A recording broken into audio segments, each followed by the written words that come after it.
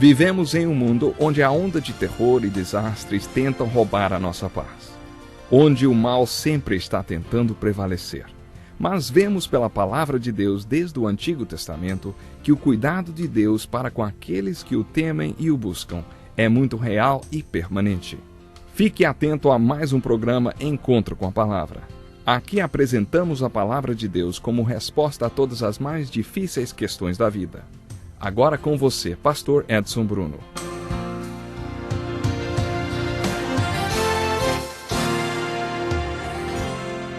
Seja muito bem-vindo a mais um Encontro com a Palavra. É um prazer contar com a sua participação na continuação do estudo do Evangelho de João, versículo por versículo. Finalizamos o estudo do capítulo 7, no qual vimos que Jesus é o melhor de todos os pregadores. Ele também ensinou e foi o maior de todos os mestres. Como eu gostaria de ter assistido uma das pregações de Jesus ao vivo, principalmente a parte registrada em João, no capítulo 7, versículo 37, quando ele exclamou em alta voz: "Se alguém tem sede, venha a mim e beba. Quem crer em mim, como diz a Escritura, do seu interior fluirão rios de água viva." A opinião dos que ouviram Jesus dizer isto ficou dividida, como acontece ainda hoje. Depois dos eventos do capítulo 7, todos foram para casa, mas Jesus foi para o Monte das Oliveiras. Ele sempre fazia isto, costumava se isolar em algum lugar para orar. Jesus, porém, foi para o Monte das Oliveiras. Ao amanhecer, ele apareceu novamente no templo, onde todo o povo se reuniu ao seu redor e ele se assentou para ensiná-los. Os mestres da lei e os fariseus trouxeram-lhe uma mulher surpreendida em adultério. Fizeram-na ficar em pé diante de todos e disseram a Jesus: "Mestre, esta mulher foi surpreendida em ato de adultério. Na lei, Moisés nos ordena apedrejar tais mulheres. E o Senhor, o que diz?" Eles estavam usando essa pergunta como uma armadilha, a fim de terem uma base para acusá-lo. Mas Jesus inclinou-se e começou a escrever no chão com o dedo. Visto que continuavam a interrogá-lo, ele se levantou e lhes disse: "Se algum de vocês estiver sem pecado, seja o primeiro a tirar pedra nela." Inclinou-se outra vez e continuou escrevendo no chão. Os que o ouviram foram saindo um de cada vez, começando pelos mais velhos. Jesus ficou só com a mulher em pé diante dele. Então Jesus pôs-se em pé e perguntou a ela: "Mulher, onde estão eles? Ninguém te condenou?" "Ninguém, Senhor", disse ela. Declarou Jesus: "Eu também não te condeno. Agora vá e abandone a sua vida de pecado." Observe que no Evangelho de João, um pouquinho atrás, no capítulo 5, no meio de tudo que Jesus nos ensinou, existe também um método de ensino que chamamos de ato simbólico. Os profetas eram muito bons nesse método de ensino e de pregação. Jeremias foi campeão no uso do ato simbólico para transmitir as verdades que Deus queria que ele anunciasse. Ele estilhaçou completamente o vaso, deixou-o em caquinhos e depois pregou que era daquele jeito que Deus faria com aquela nação por causa dos seus pecados. Ele usaria os babilônios para isso. Tenho certeza que isso prendeu a atenção de todos os que estavam no templo. Anos atrás, quando eu era ainda um menino, lembro-me de ter ouvido uma pregação contra os males da bebida. Nunca vou esquecê-la. O pregador quebrou uma garrafa de uísque ao lado do púlpito e voaram cacos de vidro e uísque para todos os lados. Já faz mais de 40 anos que isso aconteceu e ainda me lembro. Por isso, tenho certeza que Jeremias causou o maior impacto no templo com a quebradeira de vaso e a sua pregação. Os profetas também faziam isto, e no início do capítulo 5 do Evangelho de João observamos este mesmo método, o ato simbólico. Jesus curou um homem e, a partir daí, iniciou uma conversa com os líderes religiosos, através da qual transmitiu vários ensinamentos. E tudo começou com a cura de um homem junto ao tanque de Betesda. No capítulo 6, Jesus alimentou 5.000 famílias e depois pregou sobre o pão da vida. No capítulo 8, encontramos outro ato simbólico envolvendo uma mulher pecadora. Não existem dúvidas quanto a ela ser ou não uma pecadora, nem quanto ao tipo de pecado no qual ela estava envolvida.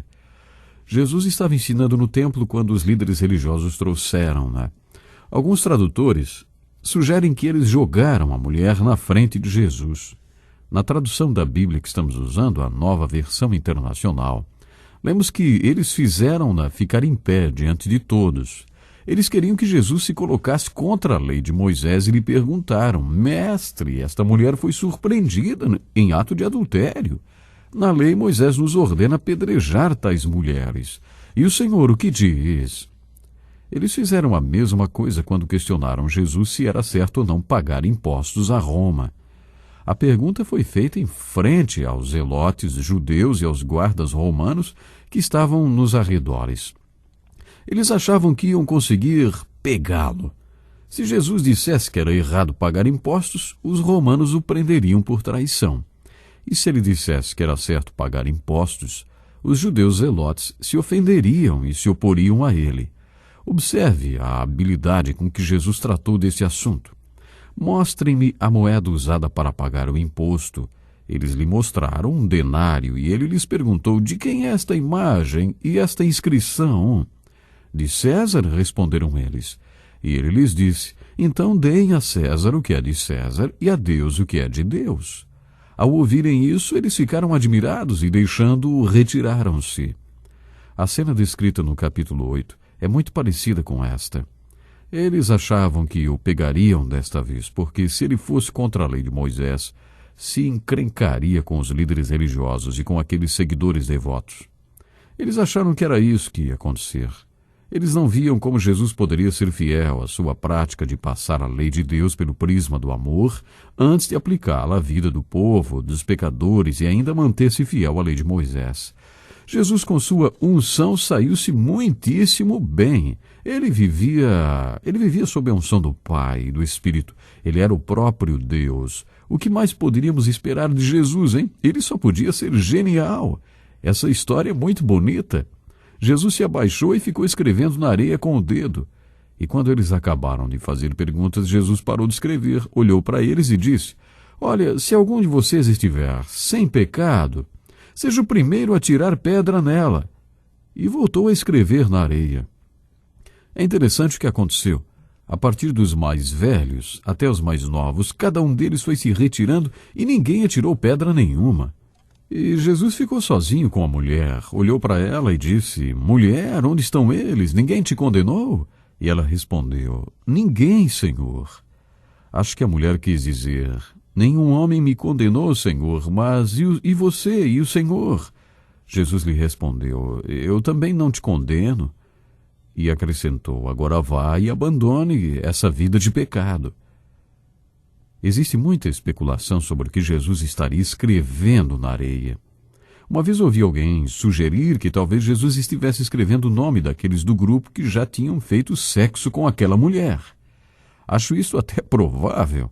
Outros teólogos sugerem que Jesus estivesse escrevendo os mandamentos que aquela gente sabia que não obedecia. Eles sabiam bem, eles sabiam de cor, mas eles não obedeciam. O fato é que Jesus é Deus e sabia o que se passava naqueles homens e quais eram suas reais intenções. Talvez Jesus tenha se inclinado para escrever na areia simplesmente porque os estava ignorando. O que acho mais impressionante é que, no fundo, sua atitude quis dizer: muito bem, antes de decidirem a respeito dela, eu quero saber de vocês, como vocês estão. Uma maneira de formarmos opinião sobre nós mesmos é através da maneira como nos comparamos a outros. Para formarmos opinião sobre outras pessoas, devemos olhar primeiro para nós mesmos. A questão de Jesus, a questão que ele levantou foi: será que vocês não têm pecado algum? Talvez vocês também devessem ser apedrejados. Ou, já que vocês não têm nenhum pecado, podem ser os primeiros então a jogar pedra. A partir dos mais velhos até os mais novos, todos perceberam que eram pecadores. Interessante, você não acha? Geralmente os mais jovens acham que não erram. Por outro lado, uma pessoa de 50 anos sabe muito mais do que uns que têm 15. O fato é que todos foram embora e só ficou a mulher. Não sabemos nada sobre o tom de voz, nem sobre a expressão facial dela. Dizem que comunicamos apenas 7% com palavras, 43% com a linguagem corporal e 50% com o tom de voz que usamos. Não sabemos nada sobre a linguagem corporal ou o tom de voz desse diálogo com a mulher. Mas acho que quando Jesus olhou para ela, ele estava sorrindo, cheio de expressão em seus olhos e no seu rosto, e disse: mulher, onde estão eles? Ninguém te condenou? Jesus declarou no 3º capítulo deste evangelho abençoado que ele não veio ao mundo para condená-lo, mas para que o mundo fosse salvo por ele. Jesus não se limitou a pregar isso, ele pôs em prática. Acho que os pecadores podiam ver isso nas suas expressões, caso contrário, porque gostavam de ficar com ele. Ele foi a jantares de publicanos e pecadores e não jogou farinha no ventilador. Ele não era um desmancha-prazeres. Além de se sentirem à vontade com Jesus, os pecadores gostavam de estar ao seu lado. Será que era porque Jesus ria de suas piadas indecentes ou porque ignorava a vida que eles tinham? Eu não vejo nada disso. Acho que era porque Jesus os amava. E eles sabiam disto. Podiam ver isto nos olhos de Jesus, ler através dos seus gestos, das suas expressões. Eles podiam perceber através do tom de voz de Jesus. Ele não os condenava. Ele veio para salvar os pecadores, sabe? E eu creio que os pecadores o amavam e davam melhor resposta ao seu evangelho. Isto por causa do amor que viam em seus olhos. Viam nas expressões dele também, no tom de voz de Jesus. Ele disse que não tinha vindo para condená-los, mas para salvá-los. E mostrava isso através das suas atitudes. Isso não quer dizer que Jesus ignorasse o que faziam. Jesus disse à mulher: vá e abandone sua vida de pecado. Jesus disse isso porque a amava. Você já deve ter ouvido sobre os 3 fatos do pecado, né? O primeiro é: o pecado tem condenação. O segundo, o pecado tem poder. Número 3, o pecado tem um preço. Os 3 fatos da salvação são: primeiro, graças à morte de Jesus Cristo, a condenação do pecado foi cancelada. Você não precisa temer nem a condenação presente do pecado, nem a futura, graças à morte de Jesus Cristo na cruz. O segundo fato da salvação é: o Espírito Santo é poder e coloca nossa natureza pecaminosa em xeque. Aquele que está em você é maior do que aquele que está no mundo. Se você já creu e tomou da água viva e recebeu o Espírito Santo e do seu interior fluem rios de água viva, Jesus está fazendo mais do que saciar a sua sede. O terceiro fato da salvação é que, se por um lado o pecado deixa cicatrizes em nossos relacionamentos horizontais ou terrenos, no nosso relacionamento vertical com Deus, não ficam cicatrizes nem consequências do pecado. Isso porque podemos ser justificados através do sacrifício de Jesus na cruz do Calvário. Maravilhoso, não é verdade? Vamos ficando por aqui hoje. Deus lhe abençoe e até o próximo programa. Que lição importantíssima. Obrigado, Pastor Edson Bruno. Prezado ouvinte, coloque em prática o que você ouviu aqui.